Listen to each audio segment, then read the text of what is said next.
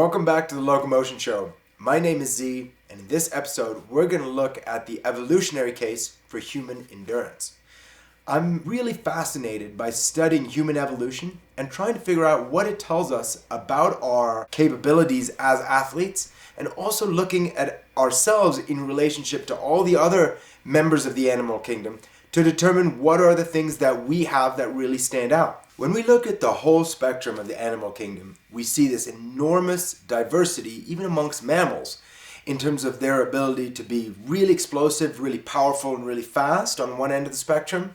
For example, like a cat. So I've got a house cat. Cats can bound and leap at a split second without any notice, but they fatigue really, really quickly. You don't take your cat on a walk because by the time it's made it out of the driveway, it needs to take a nap.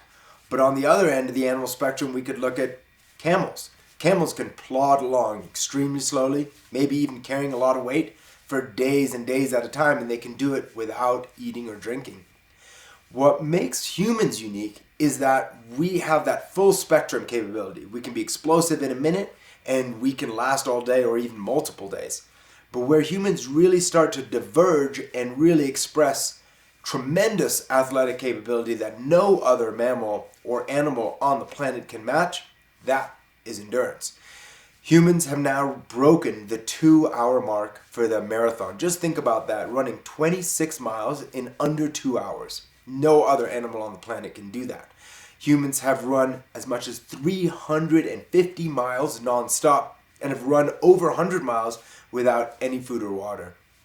Our ability to perform as endurance athletes is truly unmatched. And it's not because of any one thing. When we study human physiology, we see that we have these really unique adaptations in our brain, so neurological adaptations, in our engine or metabolic adaptations, and in the shape of our bodies or biomechanical adaptations. When you bring all of that together, you get the best endurance specimen on the planet, human beings. The study of human evolution can be a really interesting look behind the curtain at how we came to be the way we are and where these amazing adaptations and abilities come from. And what's very interesting is to start to study what the conditions were that gave rise to them. It's all part of our story and how we came to be the modern athletic humans that we are. When it comes to understanding who we are as modern athletes, we have to start with our history, and that comes through the study of human evolution. When we look at where we came from as a species, we diverged from chimpanzees and other primates. Chimpanzees are quadrupeds, meaning they move around on all four limbs. So our first step along that evolutionary journey was to move to being bipedal, standing upright. But humans spent millions and millions of years upright before we finally made the transition to running. And that happened around 2 million years ago. And that particular moment in our evolution is really, in my mind, the beginning of modern human athleticism that's really built around our endurance capability, specifically around running. And running is a trigger, it seems, that caused this whole cascade of body changes that allowed us to look the way that we do and perform the way that we do. Those changes encompass everything: growth in the hippocampus and the size of the brain, particularly in the part of the brain that is responsible for learning and memory. Metabolic changes that enabled us to have an incredible aerobic capacity. In other words, a capacity that's not very powerful, but that's incredibly efficient. And that's something that makes us unique in the animal kingdom today. We see that that really started to emerge at the time when humans became runners. And then lastly, also biomechanical changes to the shapes of our bodies. And there's so many of those that really don't make any sense from the point of view of walking. For example, our Achilles tendon, the length of our toes, the length of our limbs, the size of our waist, the size of our heads, the decoupling of our thorax or our chest from our neck. These are all very specific changes that really only are activated when we run. And so running appears to be the most central driving force in the evolution of our bodies as we know them now, and it started around 2 million years ago. There's certainly a lot of questions that shroud why humans evolved the way they did and why that 2 million year mark appears to be such a critical junction in human athletic evolution.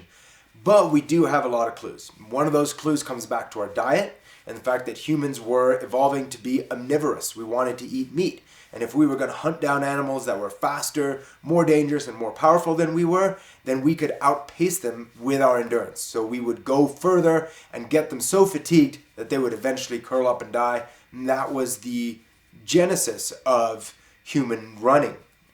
Another aspect of human running seems to be around social cohesion. And as humans started to explore and move outside of heavily forested environments and cover more ground, humans had a natural desire and need to connect with one another. And running became a way to cover enormous amounts of ground, deliver communication, and build culture and social connection between groups of humans that were otherwise disconnected. And then as time went on, running really became the foundation for sport, and that's where we find ourselves today. Sport is a way that humans celebrated their innate athletic abilities and evolved to have games that allowed us to challenge ourselves not just against the elements, but also against one another. When we look at the fastest animals on the planet, they rely on a gallop to reach their top speed. So when you look at a horse going at full tilt or a cheetah outrunning its prey, they're relying on that double-footed gallop stride. But humans don't have that because we're bipedal, so we run just on 2 feet. And our fastest pace, our sprint, is, in comparison to other animals, it's the equivalent of just a trot. When we look at the top speed of humans versus the top speed of other animals, we're nowhere near as fast. But when we compare trot to trot is where we really start to see how humans can emerge as the best endurance species on the planet. We can trot, in other words, sprint, at a maximum speed of about 10 meters per second. And there's really no other animal on the planet that can match that as a trot. Then when we go down to human endurance running speeds, and those are speeds that are primarily fueled by our aerobic system, and why that matters is that's the system that allows us to go for hours. For humans, endurance running happens somewhere between 4 and about 6.5 meters per second. That's a rate that we can maintain for a prolonged period of time because it's primarily fueled by our aerobic system. And that pace, that 4 to 6.5 meters per second pace, is faster than the trot gallop transition of any other animal. And so what that means is that when it comes to going all day, when it comes to relying on a pace that we can actually use not just for 5 or 10 kilometers, but for 20, 30, 100 and more, that's really where humans shine. There's no other animal on the planet that can do that in such an efficient mode of travel. In order to really understand how human endurance fits into the bigger picture in the animal kingdom and whether this statement that humans are truly the best endurance species on the planet is true or not, let's look at our closest competitors in dogs and horses. And what we really want to look at is the transition from trotting to galloping, because as we've talked about, human running is essentially the equivalent of trotting, whereas galloping is a speed that we don't really have access to. So while these other animals have a higher gear that they can rely on to go really fast that humans don't have, it's really our ability to go for these long distances that makes us unique. So the trot-gallop transition is really the pace that we want to look at and compare ourselves to in these other animals. When we look at dogs, dogs strike that transition to galloping at about 4 meters per second in the fastest dogs. So that's a pace that allows them to go for really long periods of time, but it's really quite slow compared to humans that can go anywhere from 4 to about 6.5 meters per second at a trotting pace. Now, when we look at dogs and their top end speed, dogs can gallop and hold a gallop for about 10 to 15 minutes. And that's a pace at about 8 meters per second. That's far faster than what humans can do for that distance. When we look at horses, horses can go as much as 9 meters per second. That's almost as fast as the fastest humans can sprint. They can hold that pace for about 10 minutes. That gets them as much as 10 kilometers down the road before they run out of gas. So at those fastest speeds for those shorter distances, we're definitely not the best.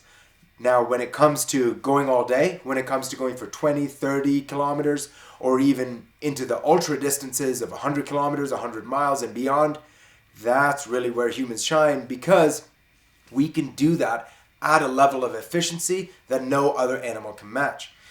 And there's a lot of different features that we have built in that allow us to do that. And one of the key ones is thermoregulation. Our ability to dump heat and to manage our heat as we generate it through running is what makes us so special. In our 2 million year journey to become runners, one of the adaptations that we made is that we shed all of our body fur. And because of that, we are much better thermoregulators. Dogs rely on panting. Panting is somewhat efficient, but the problem is that it interferes with breathing, respiration, which is also key for running. So that's why you'll see dogs, as soon as they put in a good hard effort, their mouths will be open, their tongues will hang out, and they'll have to pant for minutes and minutes at a time in order not just to catch their breath, but to thermoregulate. Horses, of course, are huge animals, and they're covered in fur, so they have similar issues with their inability to sweat and dump heat that way. Humans have been endowed over the last few million years with more sweat glands. That allows us to regulate and dump heat through sweating, which of course means that we need to rehydrate, but that's what allows us to go so far at the pace that we can do it. While all of the science and the study of human evolution is really interesting and gives us a great amount of understanding of where we came from as a species, it's really up to us to decide what that tells us about who we are and how we should train today.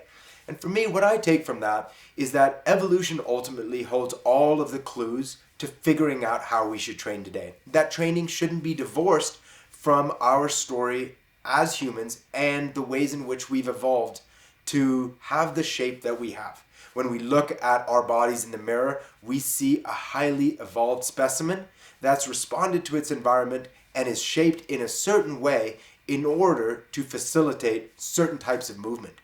So when we move in a way that's in accordance with that biological blueprint that we've inherited from our ancestors, we're going to find that not just physically, but emotionally and mentally, we start to sync up with the way that we were designed. We feel better, we're able to manage our body weight, we are able to concentrate, we can regulate our emotions, and we're moving our bodies in the direction that we want to get the kind of performance out of our bodies that we see other athletes get.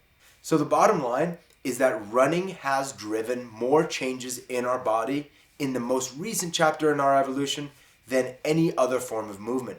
And that means that as human beings, we are all runners. Not because we competed in college, not because we signed up for a race, not because we can run a 6-minute mile. None of that determines the fact that we're runners. We're runners because we're human beings, because we inherited this movement pattern from our ancestors millions of years ago.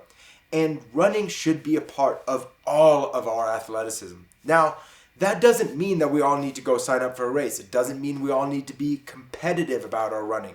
But it does mean that running should be part of our movement lexicon. And that if you find that you go outside and you take a couple steps and it really feels like a grind, that should be an indicator that it's low-hanging fruit for you. The biggest mistake that I see people making as they try to reclaim running is they just do way too much and they do it too fast. Running is very, very demanding on the body. It puts an enormous strain on our entire fascia and tendon system, on our bones and joints, and it might take months, even years, before you feel like you can run comfortably. But don't let that discourage you. Don't let arbitrary standards discourage you either. Just start running today. Go for a walk, throw a couple of strides in there. Jog out to the neighborhood park. Run barefoot around the park. Do some short strides, do some walking. There's so many ways that you can get back into running if you can let go of these arbitrary standards that say, hey, it doesn't count unless I've run 5 miles. We got to get back to running not just because we need it for our aerobic metabolism, but because it's part of the way that we were intended to move. That wraps up this episode in the evolutionary case for human endurance. In the next episode, we're going to take a little look at evolution in reverse. In other words, how when we don't use our bodies in the ways that they were intended, we can start to lose the very special adaptations that we have that permit us to be the athletes that we desire. Running is a real case for that because it's such a high-load sport. We're going to look at the ways in which we're starting to lose those adaptations as runners and what we can do to reclaim them, how we can train in a gradual way that avoids injury and gets us back to moving in our most fundamental way. Okay, look forward to seeing you there. Thanks for watching.